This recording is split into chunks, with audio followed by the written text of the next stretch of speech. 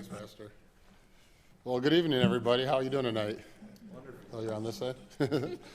Well, you guys know my testimony. You know my salvation testimony. You know where I was, where we were as a couple. And really, to my father-in-law sitting there, I'd say it all started here, didn't it? It all started here. He's been there with us for my baptism, the night I gave my testimony when we first got back from Florida and surrendered to full-time ministry.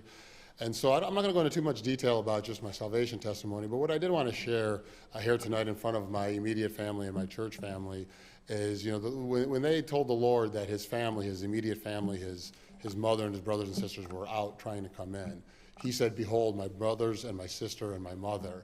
And I don't differentiate between immediate family and church family, because to me, we're all family. This is my family. And I love each and every one of you. And whatever has been done here has been a result of you guys allowing the Lord to use you in our lives.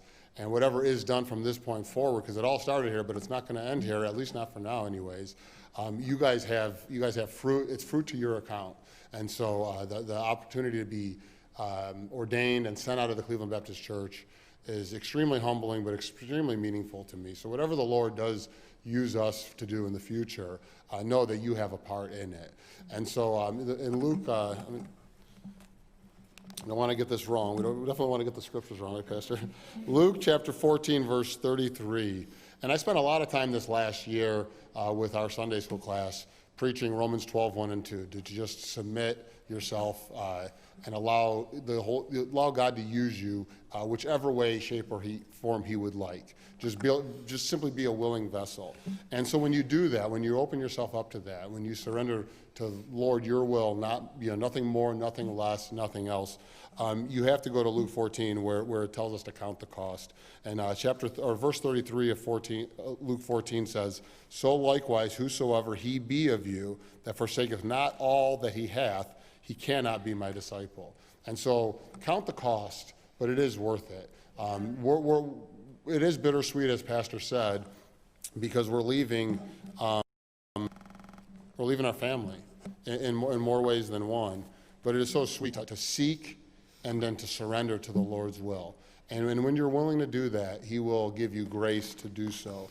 And I want all of us to turn here real quick, because to me, this Romans chapter 15 is, it's not my life verse, Pastor, but it is my connection and what I feel to the Cleveland Baptist Church. And I just wanted to read this as a church family. At this point of the book of Romans, chapter 15, the Apostle Paul had talked about how badly he's wanted to go to Rome. And so he's starting to explain to them how he's going to come to them and what he's got to do before and then after.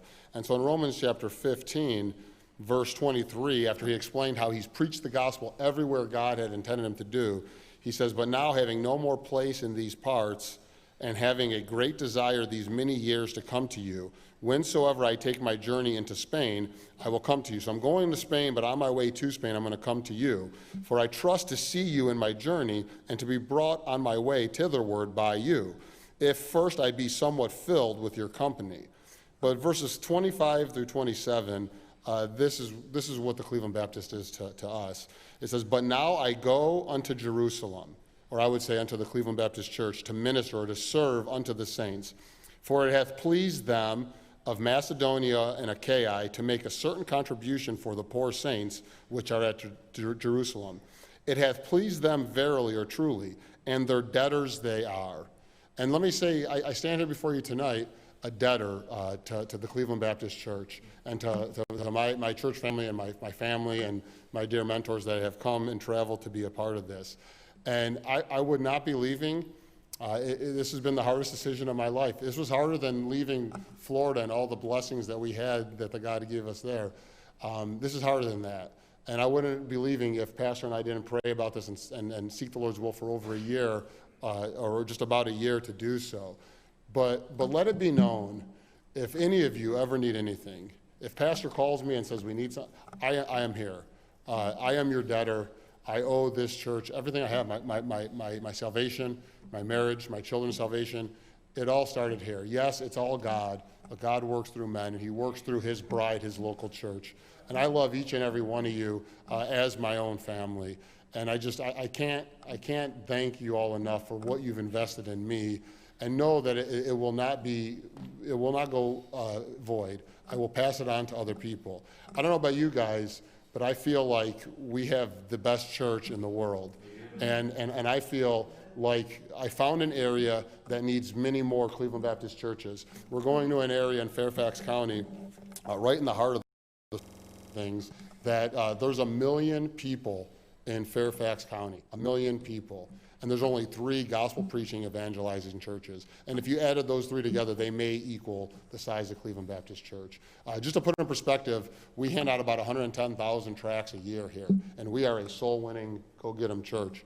So that means that you would need 10 churches the size of Cleveland Baptist to reach Fairfax County, and that's just that county. And it's the same up and down I-95. So pray for us. I do have some, what we're going to use there as business tracts, but we'll use here as prayer cards. And so as the service ends, come see me. I'd like to give you one, because we're partners in this. This isn't just we are sent out of the Cleveland Baptist Church. What we do, you guys do. We are together and on this. And so the reason why I've talked a little longer is my wife really didn't want to talk. And so as Pastor said, we got about 5 to 7 minutes together, and I said, well, this is great, because she doesn't want to talk, and I talk too much, so I think we're okay.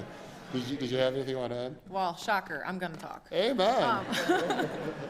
Well, first he said they want you to talk. So when he said he actually asked me to talk, he's my pastor. I really should be respectful. Amen. But actually, I feel like, as much as my heart's beating out of my chest and I want to crawl back into a corner, I feel like I love you guys enough to come up and say something, and I can muster up the courage. So, but when they said they wanted me to talk, I did kind of go through a wave of emotions of wanting to bolt back out the back door. And then also just, music always gets me. I think I get it from my dad. It just gets me, and so as the songs are playing, it didn't really matter what the words necessarily were, but I just started thinking about, this moment, not in particular that it's anything great about us. It's just a testimony of the goodness of God and all the things that we've been through, because honestly, we never would have made it past all the things that we've made it past and made it through if it weren't for God and it weren't for our faith in God and our family and our loved ones and our church family and all the people praying for us and all the support that you guys have had. It's been an extreme blessing to serve and to be a part of this ministry, and we are going to miss you a lot. I'm going to miss serving on staff and answering the phones. That was a tremendous blessing that I did not expect. It's just not as simple as answering the phone, as I'm sure Clara is learning, but it's just been such a huge blessing. We're going to miss you a lot, but I do take heart in the fact that we're not that far. We're not going to go, not as far as Florida. I keep telling everybody it's really not a bad trip at all, so please come see us. You're always welcome to come see us, and we'll always continue to pray for you and just miss you, and thank you so much for everything that you've done for us and our family. We just appreciate you all very much.